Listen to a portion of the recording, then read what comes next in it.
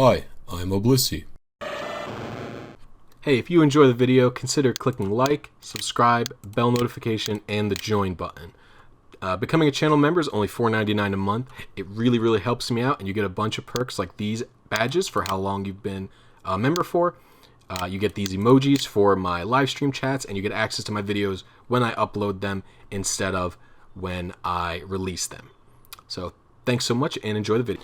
Hey everyone, today I'm going to do a quick video on how to calibrate your seed in Pokemon Fire Red and Leaf Green. And so there's like a newer method than the video where I did the Clefairy in order to RNG in Fire Red and Leaf Green. And it's, I don't want to say it's easier, but it's definitely less tedious. If you're really good at timing, like in the Gen 3 games, hitting your frame or seed consistently, then I would recommend this method for you, because it's way less time consuming. So in game, you're going to need a few things. You're going to need a bunch of rare candies. I'd recommend like most of the ones in the game, but like you could probably get away with just 5 if you really had to. But I would recommend 10 if you can. The best way to get that would be to like look up the rare candy locations where you could find them, or get a pickup Zigzagoon and just go to town, picking up rare candies. Now, luckily, the rare candies won't be permanently consumed at all, so you can just use it to calibrate yourself. Next, you're going to need to have saved in front of a legendary. Like, ideally you do this with Mewtwo, right? But if you don't have any of the legendaries saved and you still want to RNG some shinies and stuff like that, you can do this in the game corner because you'll never run out of stationary Pokemon here. But this would work on any of the birds, Snorlax, Mewtwo, and I don't know if there's any other stationaries in the game. Are there like the electrodes in the power plant? It would work on those too. So and if you're doing the game corner, which is I'm going to be covering the game corner just specifically because I've captured all my legendaries and stuff, and this is the only refreshable one, so if you've also caught them, I'll be showing you that. So save in front of the game corner, and you're going to need enough coins to get the Scyther. Now if you're doing the legendary, and if you're not playing Fire Red, it would be whichever Pokemon has the highest level. So I'm doing Scyther because it's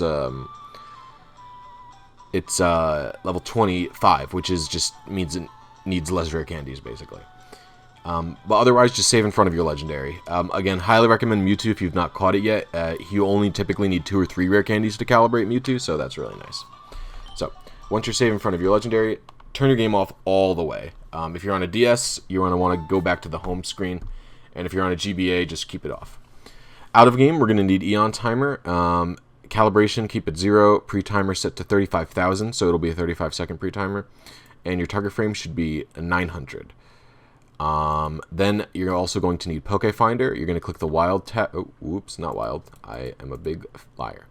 You're going to click the stationary tab, but you don't necessarily need this one open. This is just like a mild, helpful thing. You're also going to open up the IV to PID. And you're going to open up Seed to Time. Both of them are from the Gen 3 tab. So keep those open. Alright. And so, long story short about how seed generation works in Fire Red and Leaf Green is the seed is determined the moment you hit A at the title screen. And so what we want to do is... and it's very difficult. The title screen goes much faster than 60 frames per second, so it's very difficult to hit the same exact seed every single time in a row. However, you can get it fairly consistent by letting the entire intro play out.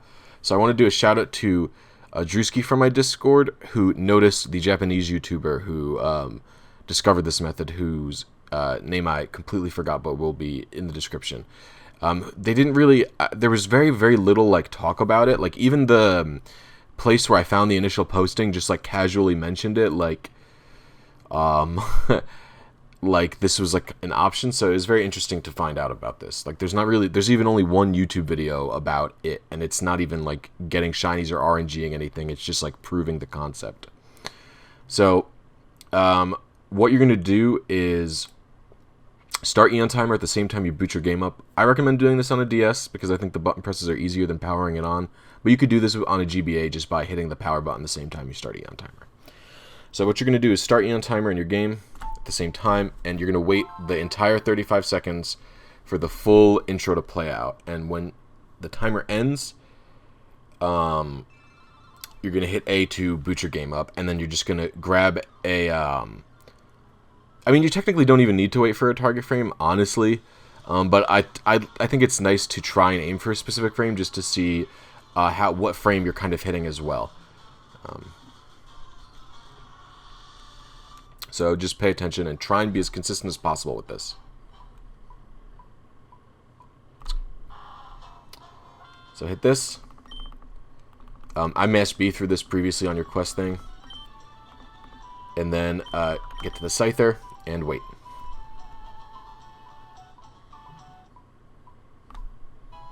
So you're going to take the Pokemon, and then you're going to do a little Investigator Reno.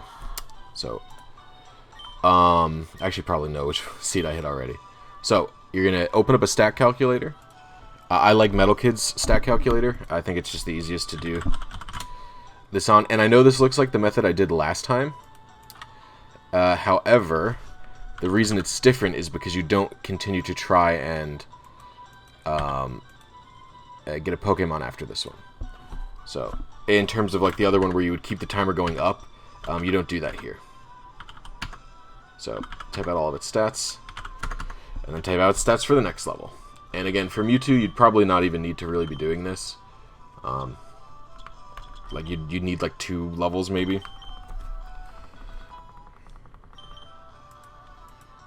So, 9, 7, 44, 45, 46, 60. And as you can see, I'll do this on, I'll hit the calculate button just to show you. As you can see, I need to get a few more levels in there before things are completely settled out. And you do need the exact IVs, unfortunately. And so sometimes you'll hit a seed where, and I'll explain what you can do about this. Sometimes you'll hit a frame or a seed where it'll tell you that you need to get to level 50 in order to do it, and not everyone's going to have like dumb cheated rare candies like I have here. So what you can do in that scenario is a little bit of guesswork, and I'll explain it when we come to it. But as long as only one of your stats is a 50-50, you actually don't technically need to figure it out. Okay. So 64, 9, 39, 51, 66. So I think I'd be close to done right now. Alright, so I still have to get one at 31, and I'm actually going to leave it like just to show you what I'm talking about with my fit. So let's say this was 51, and I didn't have enough rare candies to get him to 51. There are multiple things you can do. I could give him 4 EVs, update his stats, and do it, but what you can do is pretty simple as well. If you have enough candies to get it to its exact level, I recommend doing that over anything else, but we'll see. So, in Pokefinder, in the PID to IV section, what we're going to be doing here is typing the nature of the mon. Oh, hello. Mild, please. Ignore the TID section. Don't type that. 26, 20, 13, 31, 0. And now what we would do is type the 2 first and see what we get. So, what we're looking for here is in the methods section, we're looking for method 1. We don't have any method 1. Method 4 is potentially, very, very rarely possible, but is potentially possible. But we're always looking for method 1, so let's see if we can hit 3. So, as you can see, we have method 1. So, it's much more likely this one. So, always go with the method 1 spread over anything else. And if there's multiple method 1 spreads, you just have to check both of them. So, that's what you can do with a little guesswork, a little 50-50. So, copy the seed there with Control-C, and then go into the seed to time box on Pokefinder. Paste your seed in there and click Find, and it'll switch it up. So the seed I hit is 5229, and I was on frame 797, even though I was aiming for frame 900, which is useful info, I will say. So, what you're going to do is open a notepad document and then type the seed that you hit down. So as you can see, I wrote down that I hit seed 5229. I've hit the seed now 10 times aiming for it. And what you do after that is pretty simple. You go again. So we do this same exact method again, and I'll do a much quicker version of it, I'll say. I won't show the whole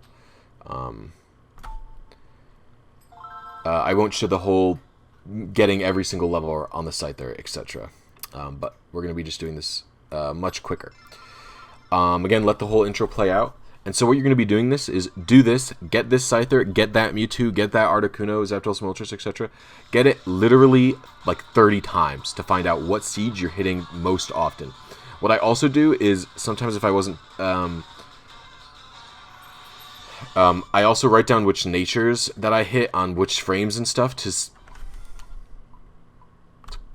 and I would do that just to, as like shortcuts for myself to figure out which seeds I'm more frequently hitting than not. So,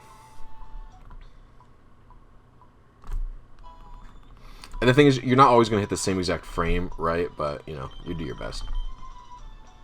So I hit a mild Scyther with all of the same stats, I think it is.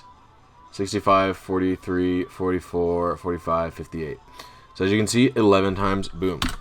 See, I'm fairly confident. I could level this up if I wanted to, but I'm almost positive it's seed 5229. There's no reason to check.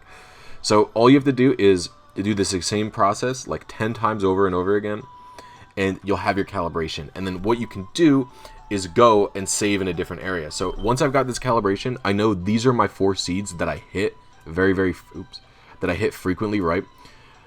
What you do is, and I'm going to show this in the videos, like you'll see this in the Mewtwo video that I've already had up, you'll see it in the wild Pokemon video I'm going to put up.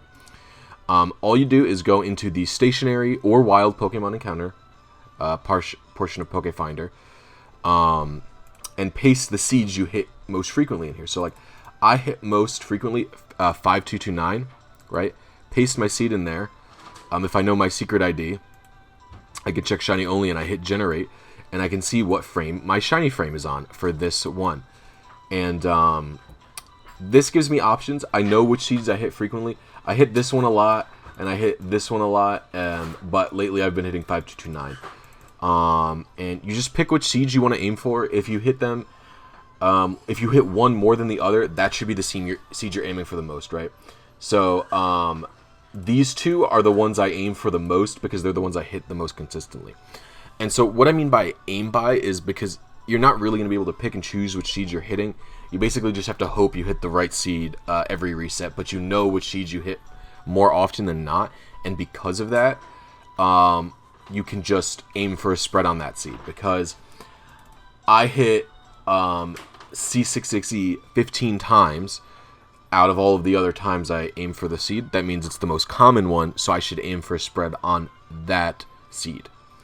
Now, if you're unhappy with your seeds, so let's say my seed on 75C, I hit a lot, and it's actually an awful seed for my shiny frame. It's 4 minutes in. This is awful. What you can actually do is alter this here, the pre-timer. You can't decrease it, but increase it. You can increase it by 1 full second, and it'll actually just change which seeds you're hitting. You do have to recalibrate for that specific amount of time, so you would do the whole process again 30 times with 3600, but you will hit completely different seeds. So that's another thing to consider. So I hope this was helpful for you. This is meant to be more of a supplementary video to the Mewtwo one and to the wild Pokemon one I'm going to be putting out, and also to the starter video I'm going to be putting out soon. So look forward to those, and I'll see you guys next time. I just want to thank my channel members so much. You guys are amazing. Without this kind of support, I wouldn't be able to put out the videos I do, and I wouldn't be able to stream as frequently. Thanks so much. If you want to consider becoming a member, just click the join button underneath this video or at my channel page. It's only $4.99 a month. It really helps me out. I'm extremely uncomfortable doing these kinds of plugs, but I'm doing it anyway because the money helps. And if you can't or don't want to, don't feel bad. I'm just asking because... yeah. Thanks so much, guys. You're all amazing. See you next video.